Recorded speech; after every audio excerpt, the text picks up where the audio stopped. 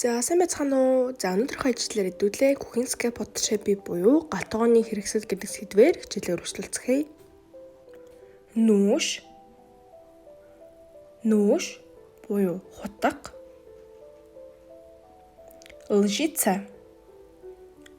Лжица буюу халбаг. Скляница буюу шилэн аяга.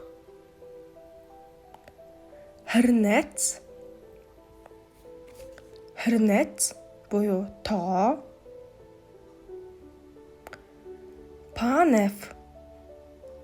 Панеф буюу хайруулын таваг. Ведличка буюу сэрээ.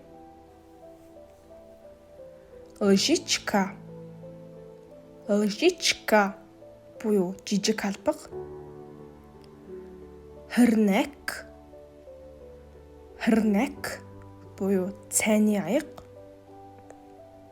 Миска буюу хоолны аяга.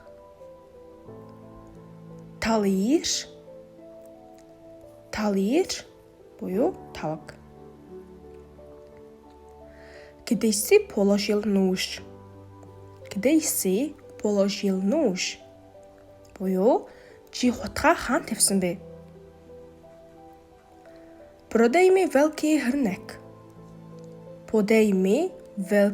хрнэк буюу чи том аяга надад аваад өгөөч. На столе сов два хрнки буюу ширээн дээр хоёр аяга байна. Нүүшье велми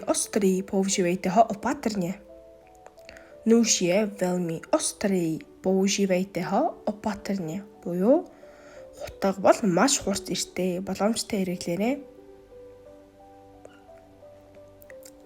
Tento talíř se mi nelíbí буюу энэ таваг надад таалагдахгүй байна. Купил съм си новou панев буюу би шинэ хайруулын таваг худалдаж авсан.